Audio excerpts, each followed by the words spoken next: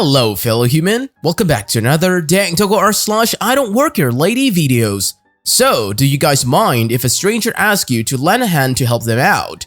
On to the first story posted by u/Millhand. Somebody read too much IDontWorkHereLady stories.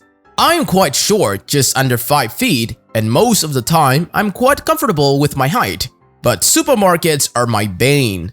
All too often, I find things that I need up on top shelf, right where I maybe can tease them down with my fingertips standing on my toes if I'm lucky.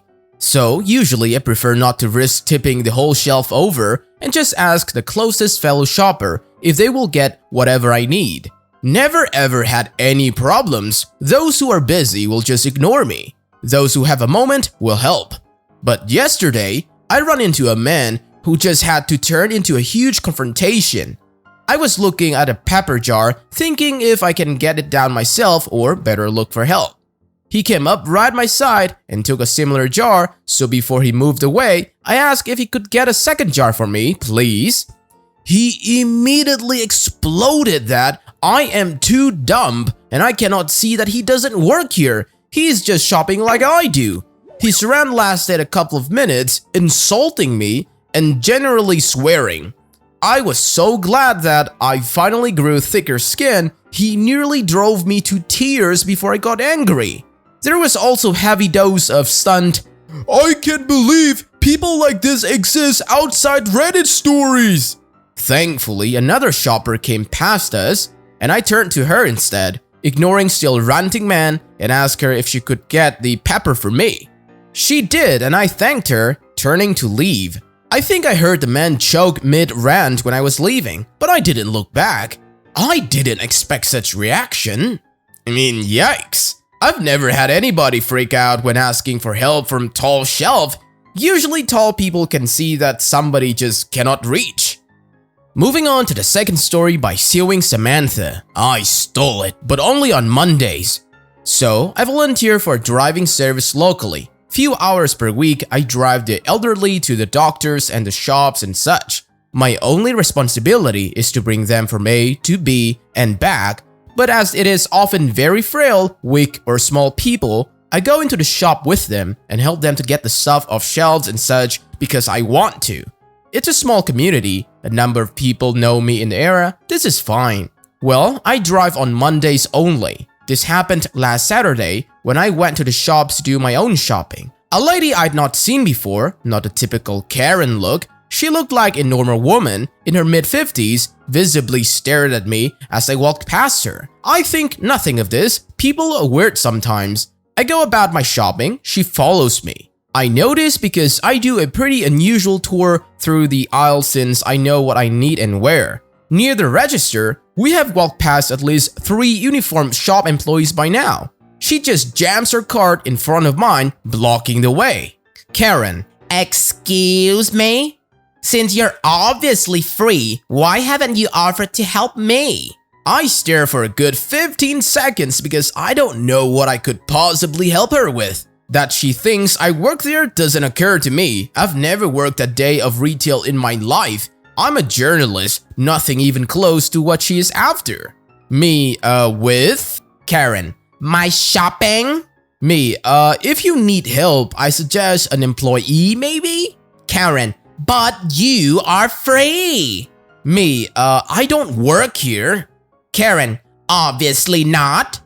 This startled me. I didn't expect her to agree with me, lol. Me, okay, then why would I help you? Karen: "You work for local service." Me, no, I'm self-employed. I volunteer there on Mondays. Karen: "Then help me already." By now, other people have started peeking into her aisle, her shrill voice having alerted others. I can see one of the shopkeepers debate whether or not to step in. Sadly, no. Me, it's not Monday. If it was Monday, I still wouldn't help you because it's a member-only service. You're not a member. And if you were, I still wouldn't help you because my only responsibility is driving people around. I help sometimes because I want to, and I certainly don't want to help you. Karen: "Well, I don't care." Me, well, okay then, neither do I. I give her card a push and walk past with mine to the register, start unloading my stuff. The cashier is already giving her and me side-eye because she can see this isn't over. Karen, if you don't work here, how are you going to pay for that? You're going to pay, right? This startled both me and the shopkeeper. It's so dumb, I'm literally speechless for half a minute. Apparently, this shop is the only way to earn money now? I don't even know. Me. No, I figured I was just gonna rob the store to be honest. It is Saturday after all. Karen, you are so rude. I pay for my stuff. She's still following me, having abandoned her cart in the aisle. I stay near the counter to pack my groceries while she hovers around me still. Me, you understand that I'm not going to help you at all, ever, right? Karen, I'll get you fired. Me, I'm self-employed. I'm pretty sure I'm not going to fire me. I managed to make it out the door, put my cart back, and carry my stuff to my car. I almost think I ditch her when she appears again, next to me, yelling in my ear. Karen, that is not your car. I have a small seat, nothing fancy, but I own it outright. By now, honestly, I was just having a laugh at this tramp. Me, then why do my keys unlock my door? Karen, I've seen your car. Me, I mean we're standing in front of it. Karen, now, your real car, the VW.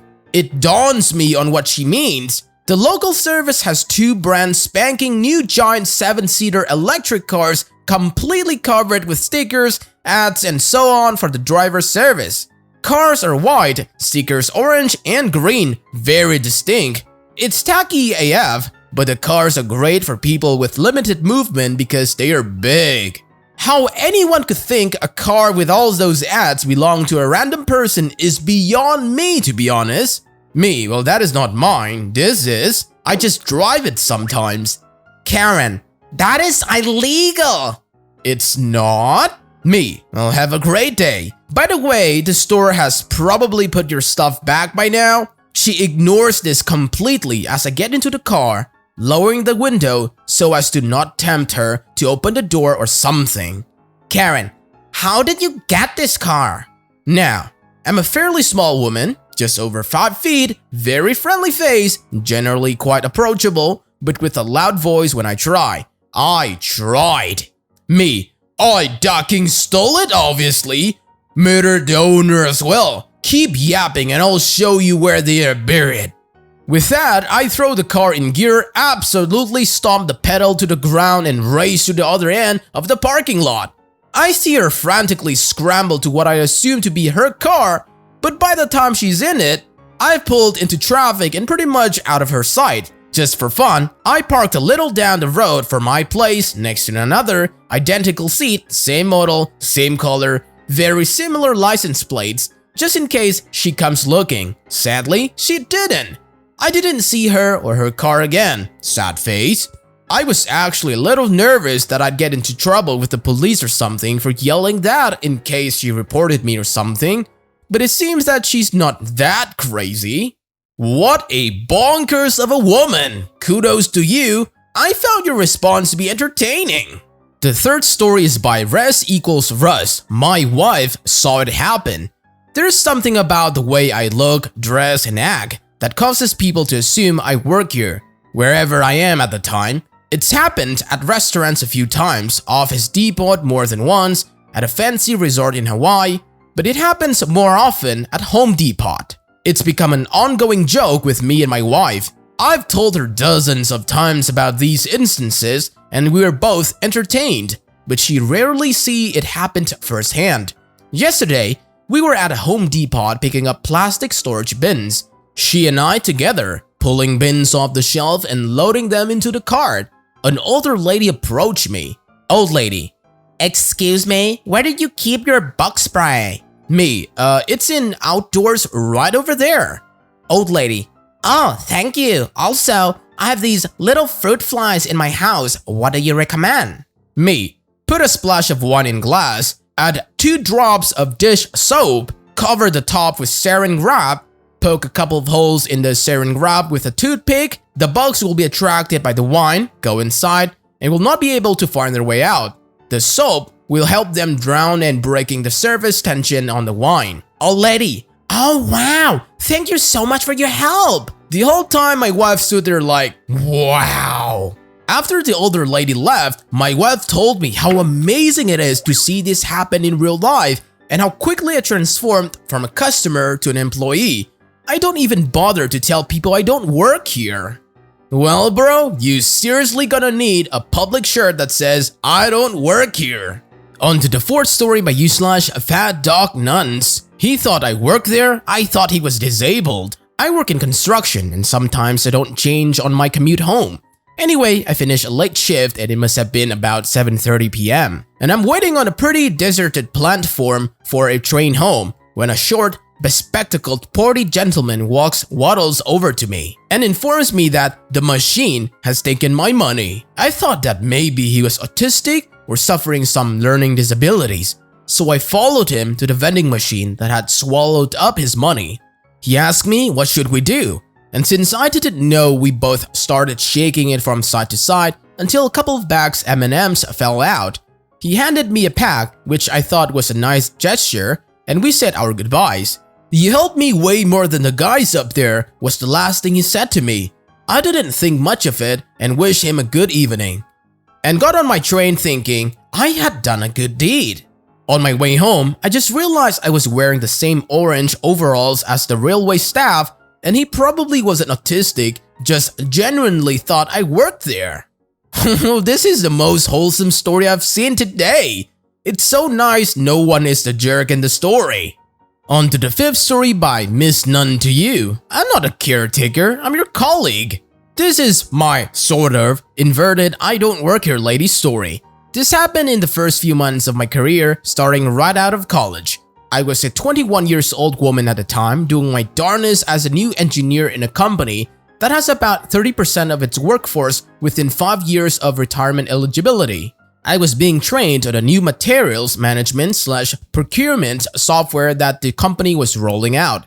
This was an all-morning training in our computer lab, so the office catered in a light breakfast available in the room next door to the lab.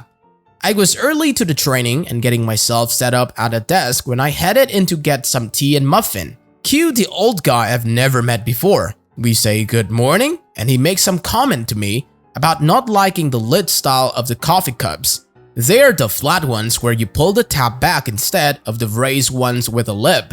I politely agree while I'm pouring my water and making tea. A few other people come in and at that point I've got my plate fixed and I'm walking out of the room when… "Excuse me?" I turn around to see what is going on when I see older man looking right at me. "Do you know which one of these is decaf?" I'm confused. "No, I don't drink coffee actually, sorry." He straightened up and looks at me, frustrated. "Well, how am I supposed to know?" Everyone else at the refreshment table is now looking at me, confused. I'm halfway out of the door and there are like 5 other people who he can ask. "Aren't you from the caterer?" And I suddenly realized that this man thinks I'm a college student sent here to help because I couldn't possibly look like the kind of person who could need to know the same software as him. I will admit I was dressed in a very college quality business casual, but it was a cardigan and black slacks. I definitely wasn't in the t-shirt and jeans of a catering employee. Kill all my insecurity at being young female in a senior male-dominated profession and company. I respond, "No, I'm actually here for the same training as you." He looks at me, somewhat surprised. "Oh," he said, no apology, no laughter, no introduction, nothing. I left the room, settled into my training, and never saw that man again in the 8 years I built my career there. I guess the reason why you don't see him is because he must have been actively avoiding you. On to the final story. The best breath I ever took. Story time. This is more of an I don't work here anymore story. Hope it fits here. So I went to my old job today to handle some business not related to work at all, because they're closest place I could go to deal with what I need to be done. I walk in and handle my business, chatting with my ex-coworker I still talk to. My old manager comes out when she hears I'm there and greets me in her sickening sweet voice that is so fake it hurts. Now, before I share the conversation, here's some backstory. The company provides handouts, flyers, and signage for all sales and promotions. However, once my manager found how skilled I am in design, she would have me to create personalized promotional materials for our store. Not to toot my own horn too much, but they were quite successful. To make everyone's life easier, I created multiple flyers that needed extremely simple edits that could be used for just about any occasion. So if I was not in when they were needed, anyone could make the changes. I also made flyers for personal touches like thank you to customers for using our services that were made for weddings, birthdays, funerals, etc. All in, I had made roughly 50 flyers for these uses. They were my personal creations that were in no way tied to the company, and in truth, I believe the company forbade stores from doing such things since they gave us promotional materials approved for use. I was never given any credit for my work and was even told to my face during my review that netted me a lovely 1% raise. Company's average was like 5%, that my work was nothing, that she or someone else couldn't have done it, so it didn't justify a raise. So here is the conversation as it transpired. Manager will be known as K. Karen: Hey OP, long time no see. Me: Hi, yes, it's been a while. K: Well, I was gonna call you, but I didn't want you to get into trouble at your new job. I had a question for you. At this point, I'm rolling my eyes and finally fully turn to face her. K: Remember all those flyers you made for sales and such? Well, we cannot find them on a computer. We wanted to use them for such and such sale. What folder did you put them in? Q, huge smile under my mask. Me: Well, as I created those files, when I left, I deleted everything that was mine from the machine. K: Why would you delete them since we use them all the time? Me: Well, you made it very clearly that my work was underappreciated and nothing I did was special. And as you felt that way, I didn't think you needed my files for you since it was apparently something that anyone could do. K: This is a serious problem. You deleted our work files without permission. Me: Well, actually, I deleted my files. I created every last one of them. Not one was created by the company, nor were they approved for use by anyone higher than you. There's nothing wrong with me deleting anything that was made by me for my personal use. And besides, there was nothing there you or anyone else couldn't produce, right? Stunned silence. Me: However, if you want those files, I can give you my designer rate for each one and you can submit them as a store expense. I will be happy to recreate them for you once I have paid invoice for the work. You have my number, so let me know. I said see you later to my coworker and walked out. The breath of fresh air never felt more satisfying as the door closed behind me. Oh, delicious. And verging into r/petty revenge territory. I hope you felt good about that all day long. That's it for today, fellow humans. Thanks for watching. Be sure to leave a like, comment, and subscribe. See you guys next time.